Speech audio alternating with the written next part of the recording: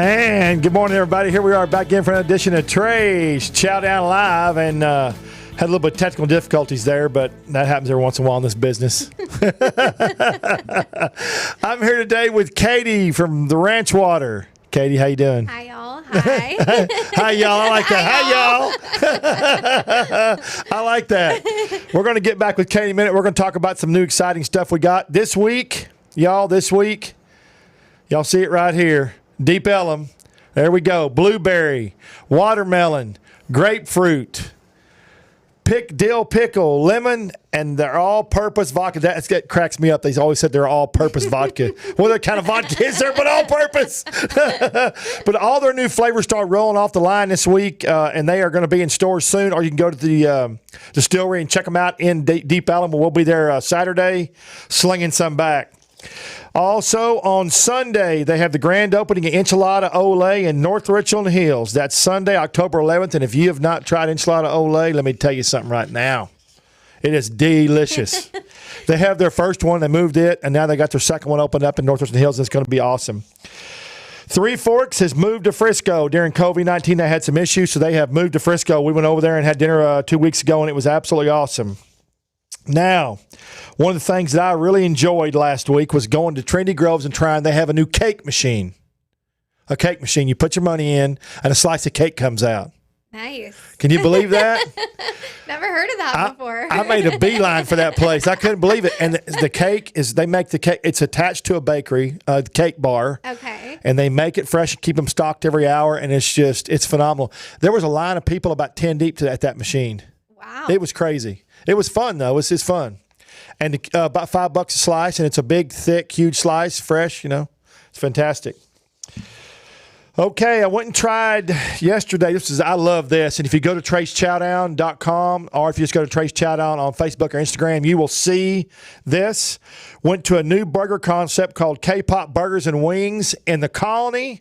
Now, there are some other K-Pop burgers, but they're not this one. This one is a chef-driven menu, and he makes all his sauces in-house fresh every day. The burger I had was the Bang Tan, and it was 3.5 pounds. It was this tall. I'm not kidding you. It was that tall. You ever seen them guys shave off that taco meat and stuff to make tacos with? That's what it looked like I was doing trying to eat the thing. But if you go to Trey's Chowdown on Facebook, Instagram, LinkedIn, Tumblr, you can see the videos. They're phenomenal. Or go to TreyChowdown.com and read the article. It's awesome. John Teaser, celebrity chef John Teaser's been on this show twice now. Opened up his new place at the Ritz-Carlton in Orlando, Florida. I'm so happy for John. John, kudos, brother. Love you. Can't wait to get out there. I'm going to be going out there next month or two to dine out there and check it out. In November in Dallas, we have the new S&J Hot Chicks opening. And let me tell you something. There's people that say they have hot chicken. They got 6 or 8 flavors. The last flavor is called Sign a Waiver. Okay. My eyeballs were sweating. I had sweat coming out, and I'm not kidding you. I was sweating there. My eyeballs were sweating. I looked like somebody thrown a bunch of water on me. It was crazy. But I loved it. They're going to open up in November in Dallas on Northwest Highway. Yesterday and this weekend, today, and tomorrow at the new brewery in Hudson Oaks, the Pathfinder Brewery, the Grove is opened up. It's a new restaurant, the Grove, at the Pathfinder Brewery in East Parker County. Thanks a lot, Bobby Johnson, for letting me know. But y'all need to check that out. That's in Willow Park, actually, area there, and that's where that is. And one last thing that I got to say, Paris Cafe has now gone to the Cowboy Cafe in Paris, Texas, and they had that big burger there named after me, and they've gone to a new owner, and it's now called the Cowboy Cafe. If y'all are up in East Texas, go check them out. Now we're going to get with Katie of the Lone River Ranch Water Company. I like the name Long River. Me too. It sounds nice and Texan. So, Kay, I want to hear a bit about your story. So you are from West Texas. Yep. Midland, you told me, right? Yes.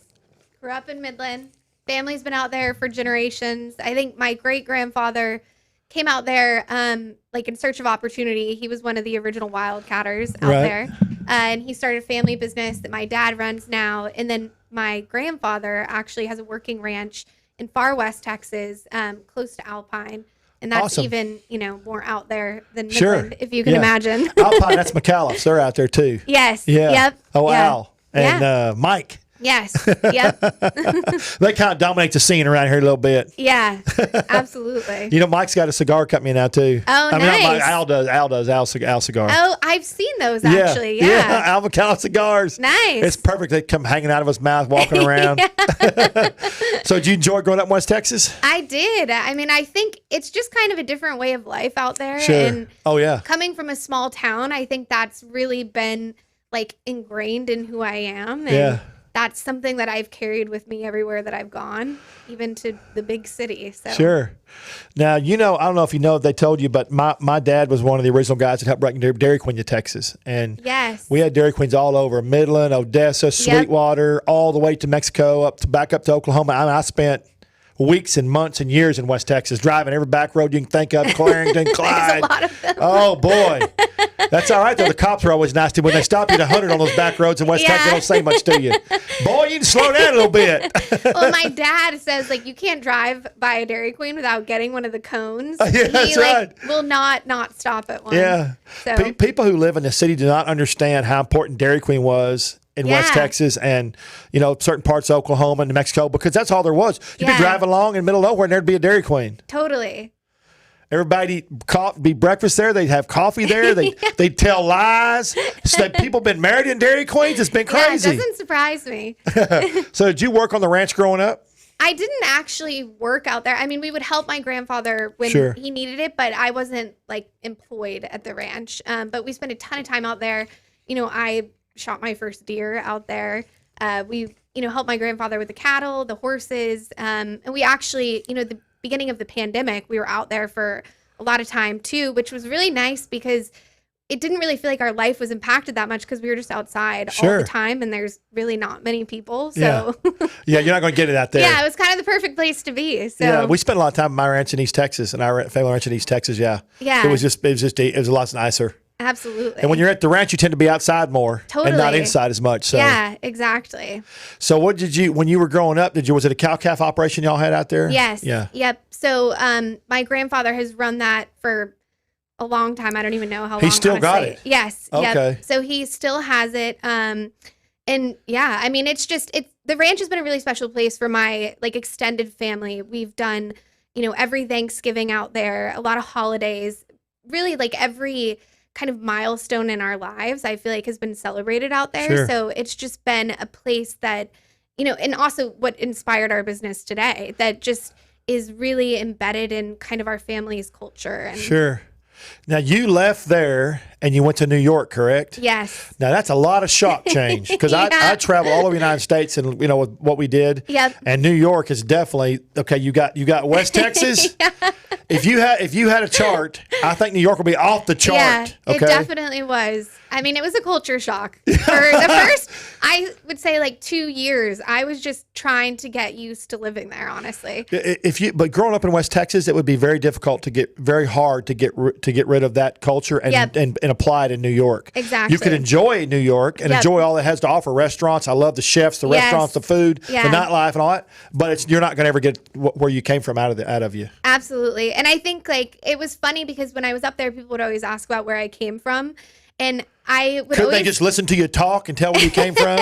Howdy, y'all. Sometimes, yeah. I mean, and sometimes I would try to not say y'all because people would make fun of me. But yeah, even when I would say the town I came from, nobody ever really knew where it was. It was a blank stare. Yeah. And so I think that's kind of where Ranch Water came into play because it gave me a story to tell and a point of reference that people were actually interested in beyond just this place on the map. And so that became woven into part of my West Texas identity. Sure. That I think, for a lot of Northeasterners, they couldn't quite wrap their arms around what it really means to be out in West Texas. Right.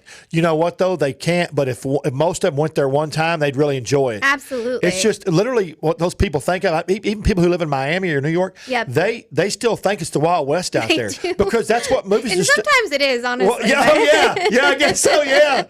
People carrying guns. Oh, yeah, it's funny, isn't it? But that's just Texas, though. Right. But also, too, the image is blown up a lot Totally. on movies and commercials and Yep. talk shows and stuff, It's exaggerated, can you say? Absolutely. At some point.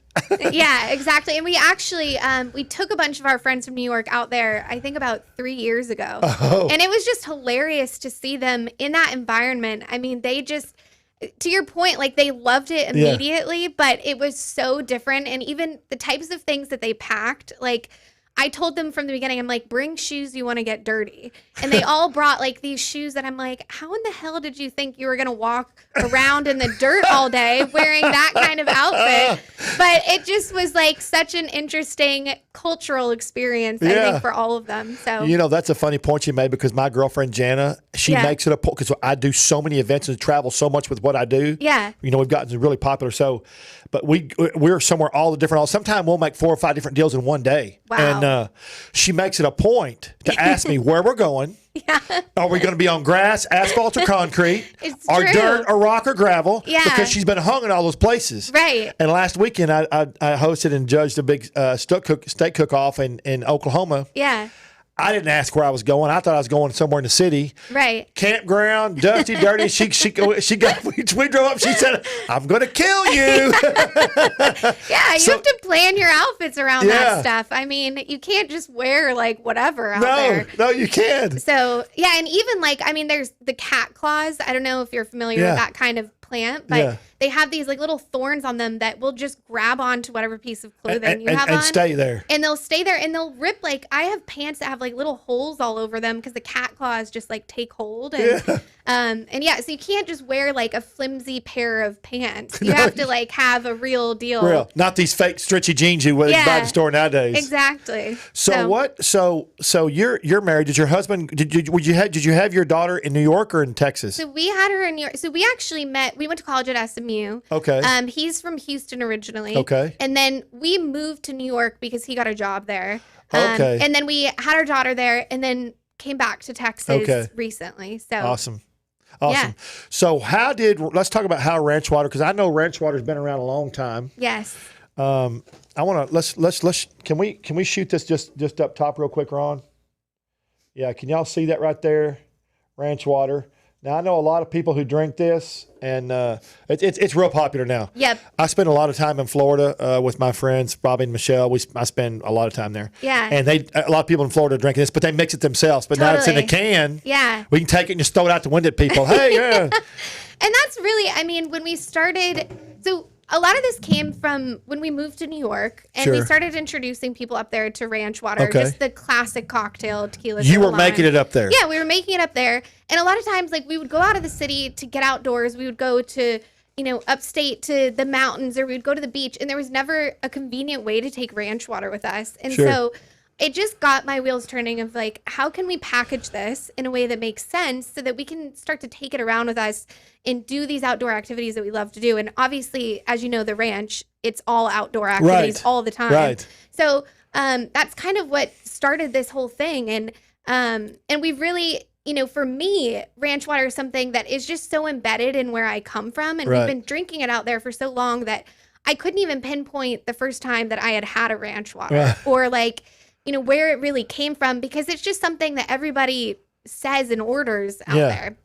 But yeah, to your point, I think in the past few years, more and more people have started drinking it throughout the state of Texas. And even, we saw it on a bar menu in Miami last year. So it's really started to kind of make its way throughout the U.S. So at what point, exactly where were you? You'll probably remember, where were you when you said, hey, well, let's go on a can? Were you were in New York, but were you drinking it? Were you just talking to somebody? What? So we were upstate New York, and which is beautiful. It's gorgeous, yeah. And I think that was the closest area to me that felt more like home. Even though it is a lot different, there's actually trees out there, which there aren't in West Texas.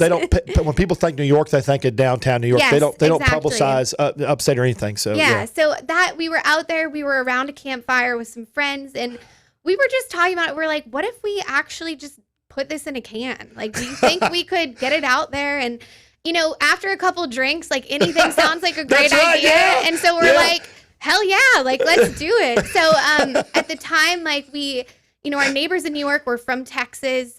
They went to UT actually.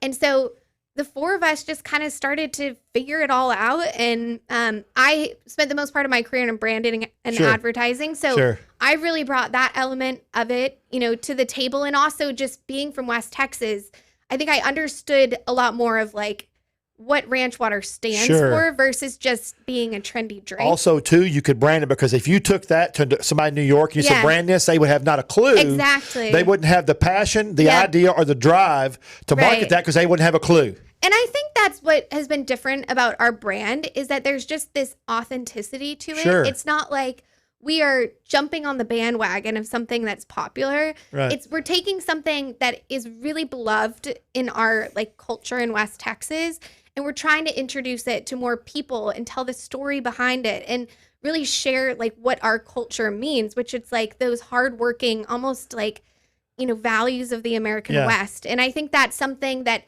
as we've gotten into this further, I've realized is really a lot more universal than just West Texas. I think that's something that has resonated with a lot of people throughout the country. But a lot of those values have been lost. Yes. And so if you can, and branding that, if you can talk about those values, because it is a way of life out there. It's amazing. And I think it's been interesting with, the coronavirus too, because I think people have just started to get back to like essential living. They want to be connected to the land, to their food sources. They want to just simplify everything in their life. And I think that kind of trend at a macro level has really benefited us, because that's what ranch water is about. It's a simple drink that celebrates that way of life. Right. And so I think that's something that I hope, more and more people will associate with our brand and with ranch water in general. You said people won't know it now. And I tell everybody, when I started this, we used to own restaurants. When I started this 10 years ago, my whole deal was know your farmer, know your rancher, know where your food comes from. Absolutely. And I think one thing COVID has done, people want to know where it's coming from. I mean, it's really made people focus and take a hard look at what they eat, what they drink, what they touch, where they go, where they sit, where they eat. I mean, even just becoming like more self-sufficient. I feel like, I saw so many people like starting their own gardens or baking their own bread. And I just think those kinds of trends and skills are things that people are starting to value more and more, because again, life is just starting to become a lot more simple. And that's the thing that people are really valuing at the moment. Right. So tell me, for people who don't know, tell everything what ranch water is comprised of. Yes. So ours is actually the hard seltzer kind of inspired version of ranch water. And the reason why we created it that way is because we believed when we put it in a can, the occasion is actually a lot closer to, say, a light beer.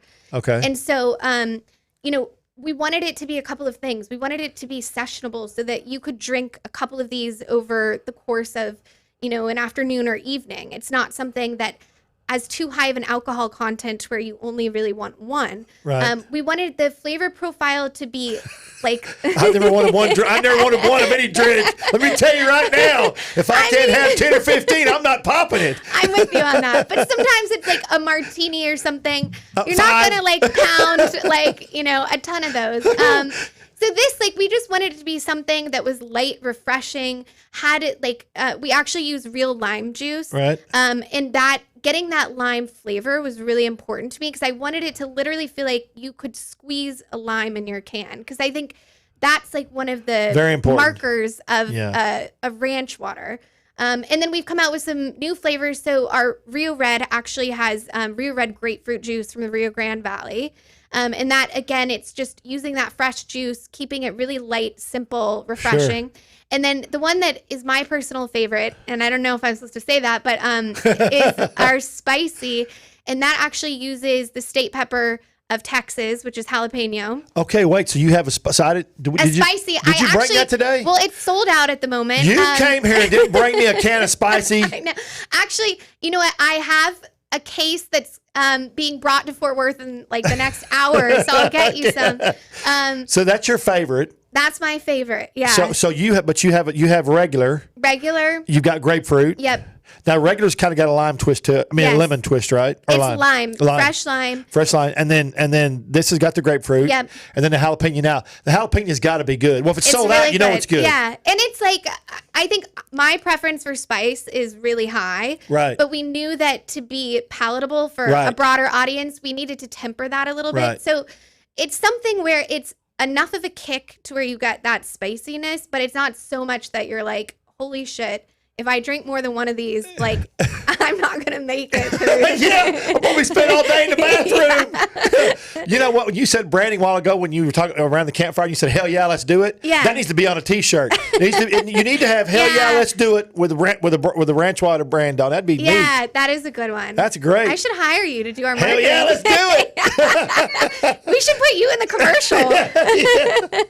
Okay, so obviously, when this came out first, Yes. and then this came out. In August. And so we've been, so now we have all three flavors in the market. And then we have a new variety that's coming out next year that's in our kind of innovation pipipeline at the moment. R&D. Yes. And so we'll introduce that probably in January.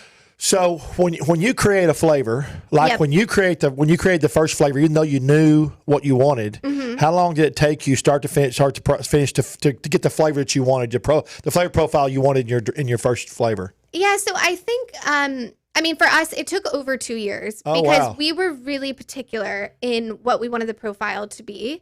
And a lot of hard seltzers that are out there, you know, like a White Claw, Truly, etc. Sure. They're more inspired by, I would say, like the vodka side of cocktails. Right. We were going more from the tequila side of things. Right. So we wanted to pull that essence through to the seltzer and getting that flavor perfect. I mean, maybe we were a little bit too hard on it, but like we just really wanted it to be something that was as close to a ranch water you would make at home as it could be.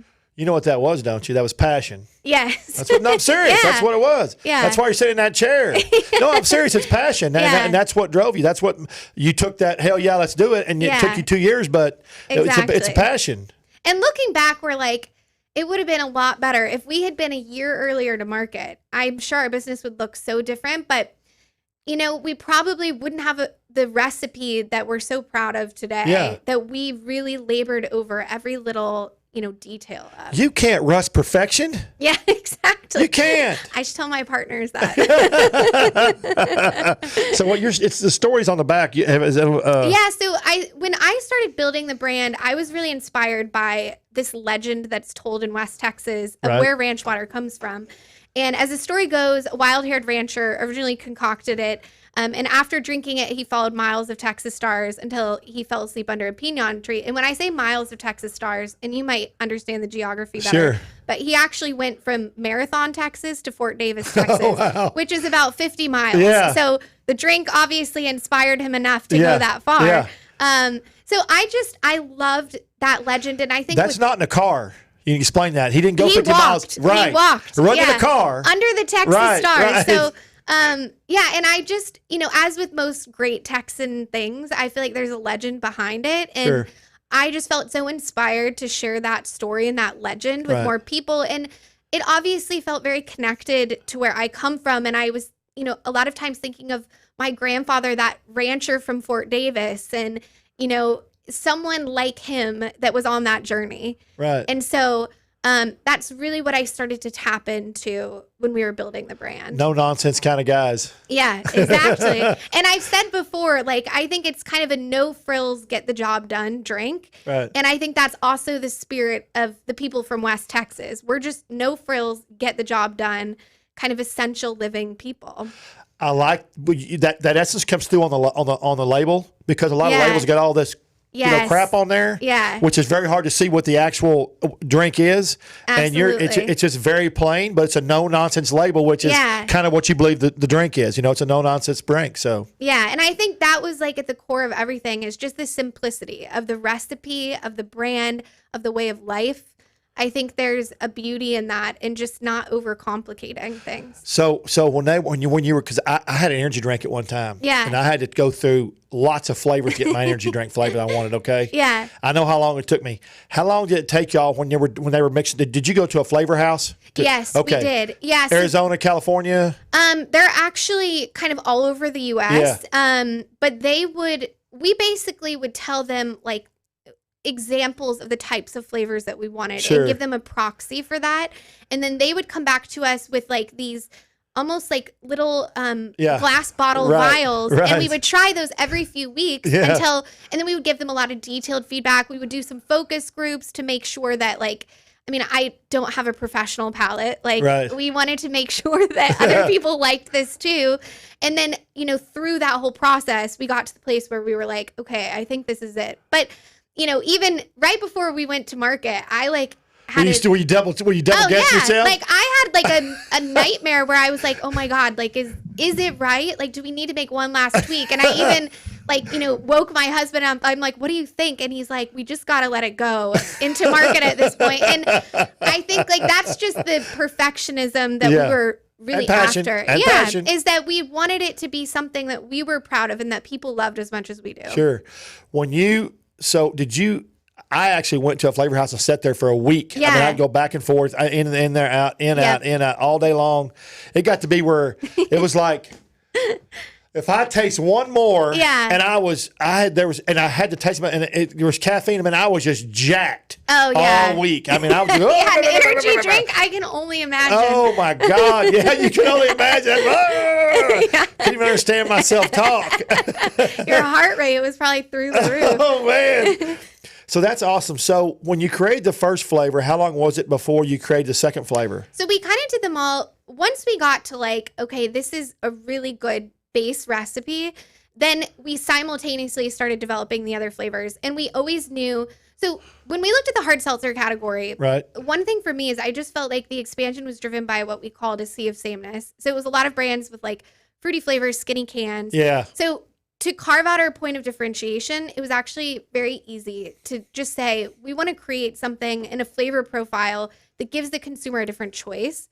And so that's where, there wasn't a spicy seltzer that existed yet. But that was a very natural kind of evolution of our flavors because it's inspired by like the category adjacencies and, other flavors that you would expect to come out of places like West Texas. Sure. And so that's kind of, what has been our guiding star the whole time is just maintain that point of differentiation, but also make it feel like it's really rooted in West Texas where we come from. So they get that culture. Yeah. So let me ask you the big question. Has your granddad tried it? Yes. He's a big wine drinker, surprisingly. And now he only drinks this. Really? And the one that I told a story about in the beginning was, so my uncle is like a true cowboy. Right. He worked on the ranch for years and years, and he only drank Coors Yellow Belly. Yeah, a lot of those cowboys, that was like die hard. If he's going to drink, that's what's in his hand. Yeah, a lot of them are that way still today. And he wouldn't touch a seltzer with a 10-foot pole. Like we would have White Claws at the ranch. He would not even entertain it. And he finally tried our drink, and he's completely converted from Coors. And so I'm like, that is like the experience that we want people to go through, is we want to get those guys that are like real cowboys that would never drink a seltzer, but they might consider this because it's different and it resembles the kind of lifestyle that they actually live. Right. Well, that's awesome. So were you there when he took his first sip? Yeah, I was. It was actually right at the beginning of the quarantine. Oh, was it? We were in, we were spending a lot of time together. What would you do if he wouldn't have liked it? I mean, I probably would have said, let's work on the recipe a little more. Yeah, you probably would have. Yeah. So he liked it. So does he like all the original flavor, or does he like it spicy flavor? He likes them all, yeah. Does he? Yeah. And that's what he drinks now. Yeah, that's all he drinks. And what did your granddad, do you remember what your granddad said the very first time he tried his first sip? I mean, he was like, we got to get the ranch fridges fully stocked of this stuff. He's like, I don't ever want to be out of it. And like getting it out to that area is tough because it's remote and there's not a lot of stores. So I was like, trying to figure out these ways to get it to him in the beginning. But now he has a fully stocked fridge. So That's awesome. yeah. So let's talk about the stores because I saw it. Yeah. Well, actually, I think Jana or somebody pointed out to me in one of the liquor store, Total Wine and More, maybe. Yep. That sound right? Yes. So who are y'all distributing through? So we're in distributing Texas? through Benny Keith. Okay. Good choice. Yeah, they have been an incredible partner. I think from the get-go, they believed in our brand and our vision. Sure. And I just think their organization and the values that they have are so well aligned with ours that it's been a really, really good relationship. Texas for boys, us. they're a good company. Yeah, and it's a family-owned company. It just, it was something where it was such a natural fit Yeah. that we, I'm so happy that we made that decision to work with them. They're a cash company too. I mean, they don't house a lot of debt. They're a very, very, very strong company. Yes. And they understand what Texas is like. Exactly. They definitely do. Yeah. When you say Benny Keith, everybody knows. Yeah, So absolutely. Were they excited? Did they take all the flavors at one time? Or Yeah, so we actually, our first meeting with them, I was walking in there with our VP of sales, and we sat down in the lobby, and their lobby is gorgeous. Yeah, I mean, I'm they sure. have all this like Western art, and Yeah. I'm sitting there, and he's like, so the guys that we're meeting with come down, and he looks at me, and he's like, "You better buckle up because we're meeting with the big boys today." And I was like, "Oh my God, are we ready?" Like, That's funny. so yeah, but they've been such a good partner, and we've been really happy working with them. That's awesome. So they have it. Do you know what all stores are in, or just Yeah, so we, HEB was one of the first That's retailers. that's another to good buy company. into You're us. in line with some great Texas companies. Yeah, and that was just, again, like I think our brand aligns so well with our consumer base, Sure. and we were just so thankful that they bought into our brand so early on. But Total Wine, Kroger, now Walmart, Albertsons, Tom Thumb, Whole Foods, Central Market. A lot of places I'm going to now. tell you something. Walmart's going to sling some of those cans. Yeah. Those people, just by proxy, they're going to sell a lot of it. Yeah, It's just the sheer numbers of people. absolutely. Yeah. We just Specs just brought us. I mean, and there's a ton of even independents that have been really great customers of ours. I think it's just been fun to see Sure. Texans like rally around Oh, us, yeah. really. So are you? Is it outside the state yet? Yes. So we launched in Texas and Tennessee. Okay. And Tennessee, I think, has really benefited us because of the proximity to country music. Sure. And that audience obviously has a lot of They know a lot of ranch water business. Exactly. Yeah. So, through that, we've just kind of organically gotten this incredible fan base of these country musicians. We were in a Parker McCollum music video recently. So that's just been really fun to see, and something that I think we'll see more of in the coming years too. That's awesome. So, That's fantastic. yeah. So you're in the whole state of Tennessee, or just around Whole Nashville? state of Tennessee. Whole state. Okay. Yep. And do y'all does Benny Keith have anything to do with that, or do you have a different distributor? No, up there? so the way that we're distributed, it's more like beer. So Okay. it's actually pretty much like a different distributor for every state. Sure.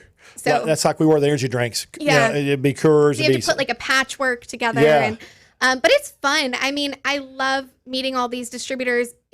Our product has been so well received with them that it just makes the meetings really fun. And it's more about how do we really expand the business and build the brand together. And I hope our meetings continue that way. I think that, but they had you in the center aisle. In Total Wine. Yeah. Yeah. So I mean, and what caught my eye was I think Janice said something about it, and I looked, but it stood out in the aisle because it had that label, that Yeah. logo. That label was so Yep. simple. Yeah. And the rest of it had all this crazy stuff on it. Yeah.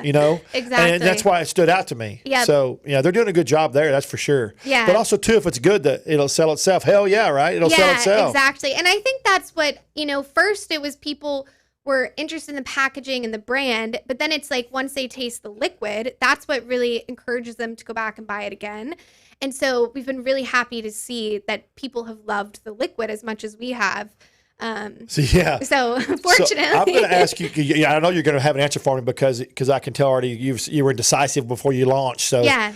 what was the biggest hurdle you had to overcome in your mind? Like, Yeah. what was your biggest hurdle that you thought, oh, it's not going to work, it's not going to work? What was, to you, what was the biggest thing? Was kept eating at you, telling me it's not going to work? I mean, honestly, we launched in mid-April. So we basically, our supply chain has just been hurdle after hurdle. Okay. Because, as we're racing, so we had a deadline to be on shelf on April 15th. Right. Is that in COVID? Right. And so then, mid-March, we're starting to get all these reports. We're trying to sift through, what the hell is going to happen. And, we're talking to Benny Keith daily, like, what are we going to do at launch? Is our product going to get on shelf? Is it not going to get on shelf? Have we produced too much or too little? And then in the supply chain, it was like there was a global aluminum shortage. It just was everything you could possibly imagine going wrong at the last possible moment went wrong. Yeah. And so we're at that time out at our ranch, we hardly have cell phone service. Right. So I'm walking to the top of these like mountains to get cell phone service, to call the can providers and convince them to get us our allocation. And it just was a wild ride. Yeah, truly. So the day that product got on shelf, it was like a sigh of relief for a second of like, holy shit, we actually did this. And I think that we're going to make it happen. And, since then we've learned a lot, but there has been, constant challenges and evolution in our supply chain just to navigate, getting cans, getting fresh lime juice. Because there's lots of different moving parts to what you're doing. Yeah, exactly. It's the flavor mixture. It's the cans. Yep. Those come, and then the shipping.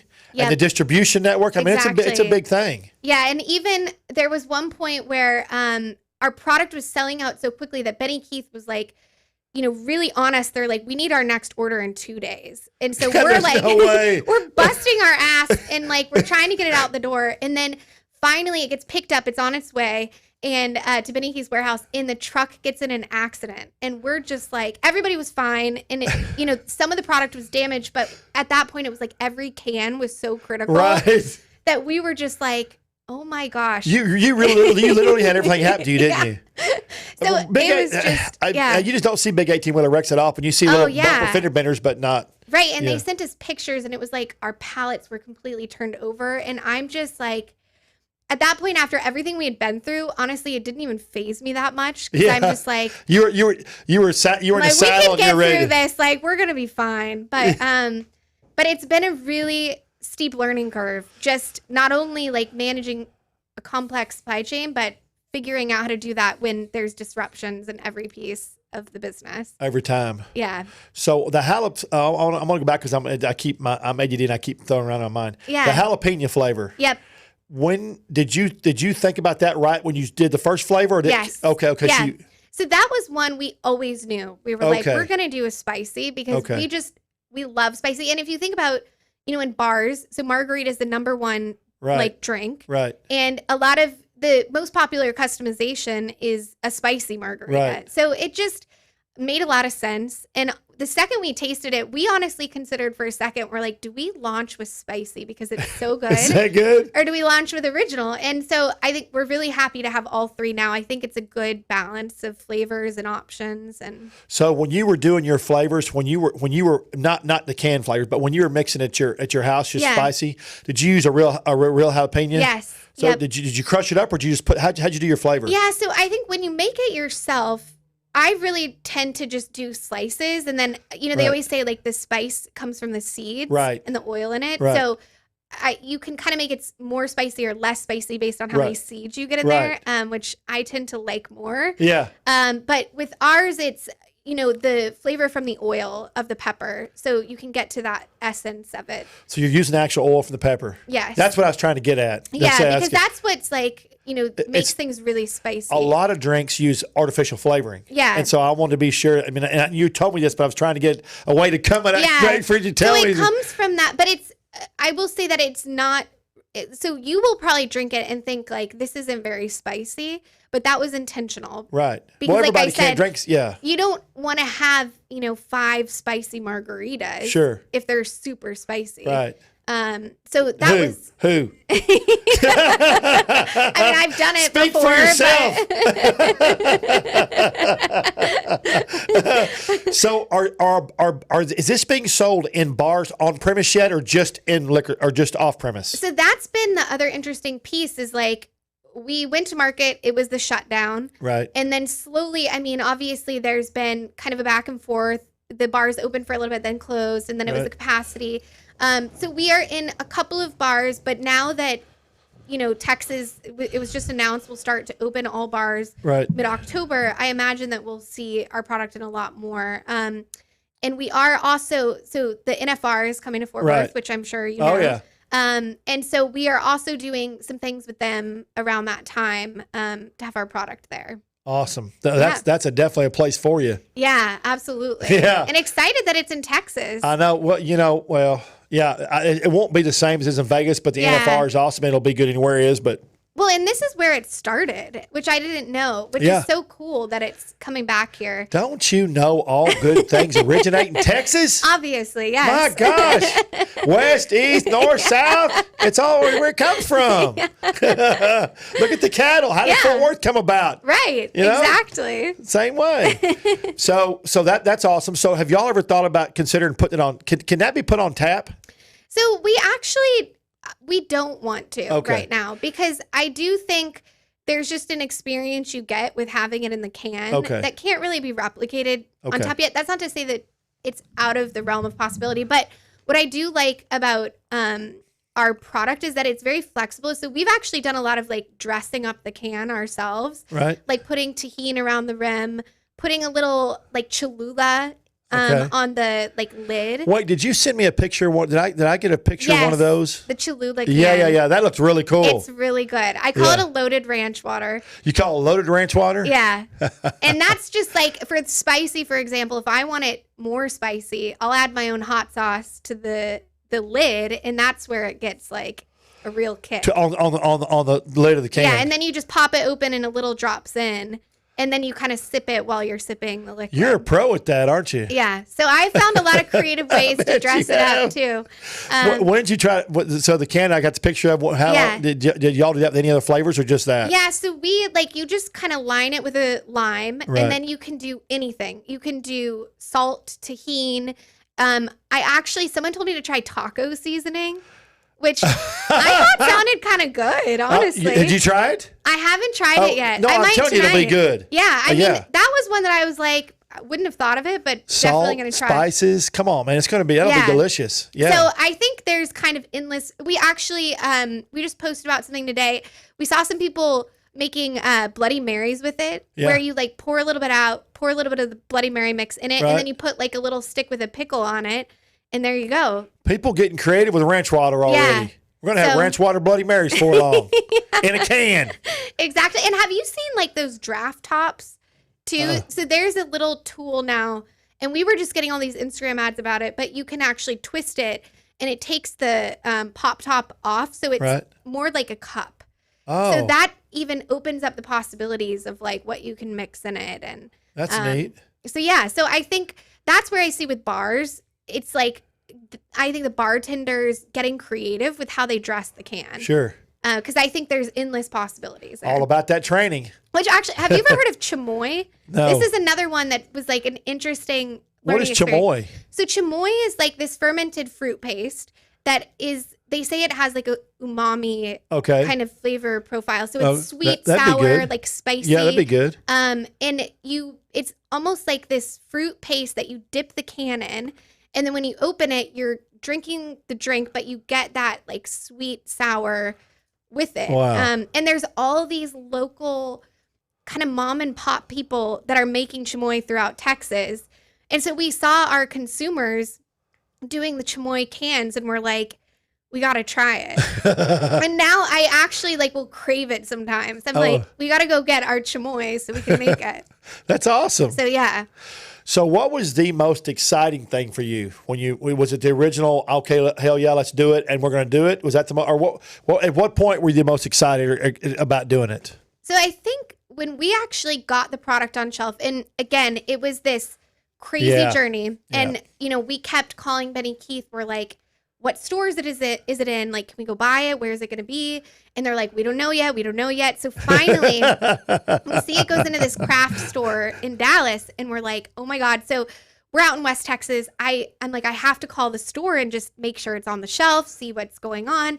So I call them, and they're like, it's been here for an hour and it's almost sold out. And I was like, just it blew my mind that people that we didn't know were out there buying this product that we created. Yeah. And so that is something that I think I'll never forget. Just that first day. Well, when you actually went and saw it on a shelf, that was pretty cool, wasn't it? Totally. Yeah. The second we knew that it was, in West Texas, we went to HEB like it was an event. We got the whole family in the car. We rolled up. We were taking pictures. Was it a suburban excursion? What was it? Oh yeah, absolutely a suburban. I think we had 2 Suburbans. There were a lot of people. Yeah, Suburban's the national car in Texas. Yeah, exactly.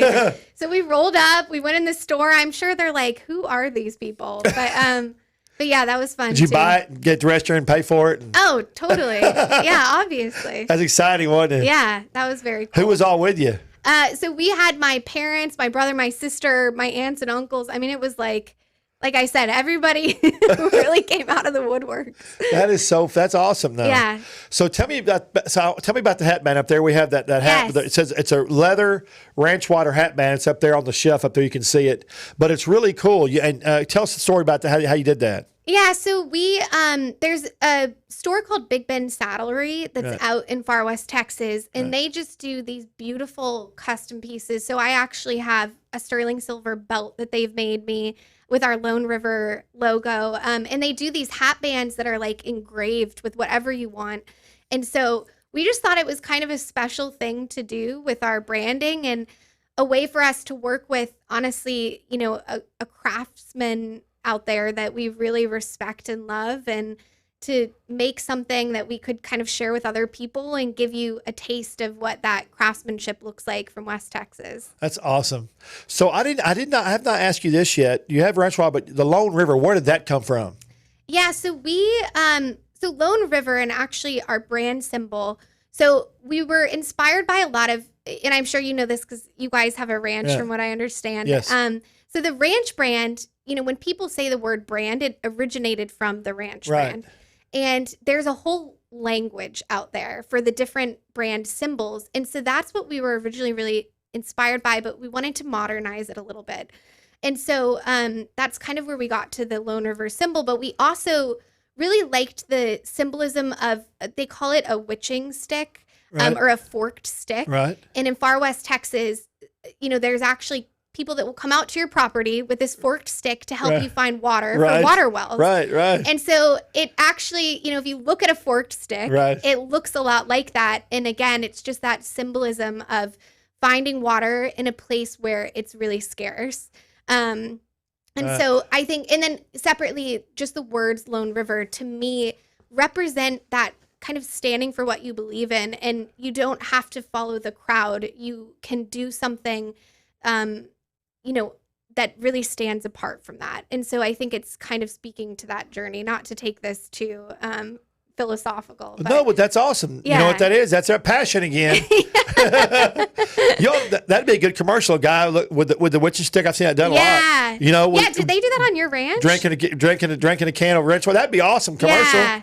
Or maybe he finds a can with his witching stick. Yeah, that's great. Yeah, they had that. They used to have that in a lot of old Western movies, but I think people thought that was a myth. Yeah, and they still do it. Yeah, I know. Well, and especially, West Texas, to find a water well, it's like gold because it's really it's better than gold. Yeah, exactly. Because if you're on a ranch out there, you need 3 things: you got to have water. Yeah, you got to have grass, and if you have your own well, you're really self-sufficient. So So it's really important, and a lot of people still use that. So it's interesting because I think it gets to that mysticism of what you were saying earlier, of what people think of West Texas and the Old West, and there's just a lot of elements like that. Now that I think about that, if you were to take somebody and take them out there to some of these smaller, older towns, they might think they were back in the Wild West if they just didn't see pickups. Yeah, absolutely. But those guys drive beat up trucks and stuff anyway. You know? Exactly. My uncle used to say, you want to f up a good truck, put a cow feeder on it. Yeah, exactly. You don't want a nice car out there. No, It'll get dinged up pretty fast. Rocks splitting everywhere. Oh, yeah, absolutely. Yeah. Gravel is the new concrete. Oh my gosh. Yeah. And one piece of gravel like that small will put a huge crack in your windshield. So yeah, I mean, we've had so many of those. That's funny, isn't it? Yeah. So so y'all obviously, do you have it in New York yet? No, we don't. So do you have plans to, are you? Yeah, so we're actually looking at some expansion next year. I know they're all shut down right now still, but. Yeah, and we're looking at expansion actually. It'll be more in the South. And then our hope, and we do think that our brand can really stand on its own nationwide. So I think you're right. I think eventually we want to get there. We just know we have limitations from how much we can produce at the moment. And so that's really what's, had us be a little bit more strategic about where we go next. How long do you think it's going to be before we're going to have a bunch of copycats running around? I mean, they're already out there, and it doesn't surprise me. I think the difference, though, is that, again, this is something that we're really passionate about, and there's an authentic story behind it, and we're not just doing it to be trendy. We're doing it because we believe in what West Texas stands for. You have the heritage behind it. Yeah, and I think, again, it's like I'm almost fighting for like the story behind the drink that is connected to West Texas. Sure. And that's what I want people to think about. I don't want them to just think this is, some trendy product that everybody started buying. Yeah. What's funny is that, and I'm sure you've heard this term many, many times, but, dance with the one who brung you. Well, if you're the first one of the dance, it's going to be a lot better off, and you're the first one of the dance. Yeah, so. Exactly. And I hope that, we can continue to kind of lead the pack on that, but we'll see what happens. Oh, come on. It's going to be fantastic. So when's that jalapeno coming?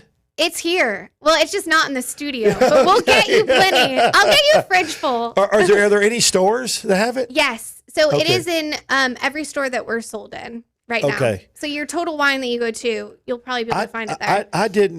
Listen, I support local a lot. That's my big thing is supporting local. Yep. So I don't go to the same, believe it or not, we don't go to the same Total Wine & More ever. We go to, I go to Frisco, we go to Austin, anywhere we are, we go to Total Wine & More. Absolutely. Because I want to support Deep Ellum, I want to support local products. Totally. And of course now, and Jana we bought some at the other.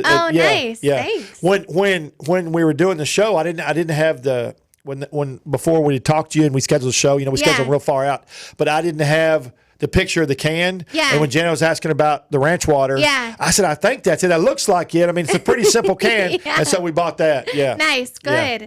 But you are right about this that you brought. It's got to be cold. Oh my gosh. It's got to be cold. Yeah. Well, and these I can drink pretty fast, but if you're not, you want every sip to be ice cold, and those koozies, it's crazy. Jana's going to love that. I'm going to have to give it to her. She's going to steal it from me. Well, it's annoying because then every time you drink something out of a can, you're going to want it. And it's a little bulky to carry around. A lot of our friends like ranch water. They're going to eat that up. And she'll guard that with her life. Totally. Is that a Yeti? Is that what it is? It is.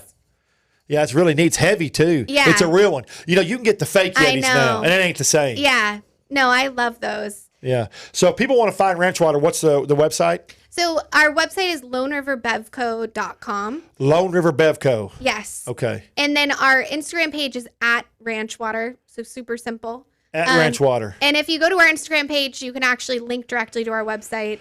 When you go to Instagram, does it come out and go, hell yeah, let's do it? Does it come out and say that? It should. It should. Yeah. I'm telling you. No, that's a great tagline. Yeah, next week we'll have a T-shirt up there. Hell yeah. Because that's a great tag because that was the minute you said that, it was passionate to you and you were going to do it. So I love it. Yeah. You got to look for those taglines. I know. Especially nowadays, taglines are super important. I know. Well, you're in branding and marketing, Okay, so Lone River Bev Co.com. And then Instagram, Twitter, whatever, Facebook @ranchwater. Okay, so Instagram, Twitter, Facebook, you're on all of those. Yep. Are you on LinkedIn? I am personally on LinkedIn if you want to follow me. You need to put, but you need to put down. LinkedIn's been a huge deal for me. I mean, I love LinkedIn. It's actually amazing how many people we've connected with. And I think one thing that's been really special for me is just how much the Western community has embraced us. Yeah. And on LinkedIn, there's so many people that have just honestly randomly reached out and we'll hop on the phone, and then it leads to this like interesting partnership or Do you know what? relationship. On LinkedIn, people who are on LinkedIn are serious. Yeah. They're serious about business and about careers and about what they're doing or drive their passion. Yep. It's the only social media website I've found that everybody's serious. There's no funny bullshit going on on that platform. Absolutely. Yeah, it's everything. The videos are all real. There's nothing crazy. Yeah. It's a great platform. Well, and it's when you talk about expansion, so a lot of these distributors in other states, I mean, that's how they've gotten a hold of us. Yeah. Is just reaching us on LinkedIn, and then we have a conversation with them and stuff like that. So that's been fun to see too. So we'll have to connect on LinkedIn. Yeah, we will have to. Okay, everybody. Katie, we enjoyed having you here. Thank you. Hell yeah, let's do it. Hell yeah. Needs to be on a t-shirt. Okay, everybody, I want y'all to go to Trey'sChowdown.com. Like I said, we pumped that new article out yesterday about the K-pop burger. Please look at the burger. Look at the video. We have a video attached to that we made last night, production in-house. It's a fantastic video. And then go to our Facebook this weekend. We've got all kinds of videos coming up for the new restaurants that have opened up. And, of course, Provender Hall. I'm going to promote Provender Hall again in the Fort Worth Stockyards. Chef Marcus Paisley's done a fantastic job with his new Provender Hall. It's in the old Mule Barn buildings down there. It is eclectic and awesome. 2-story. You can look over into the lobby like you're in New Orleans, or it's really cool. So hook me up. www.Trey'sChowdown.com, Instagram, Twitter, LinkedIn. See y'all next week. Thanks for watching. Adios. Hi, I'm Trey Chapman, publisher of Trey'sChowdown.com. I'm passionate about finding the best food, drinks, and chefs and sharing it all with you. I should know I have over 5 decades of food experience. Find me on any podcast platform, Facebook Live, or just Google me. Now you can watch and listen to all my great finds every week on my live TV and radio podcast at Trey's Chowdown Live.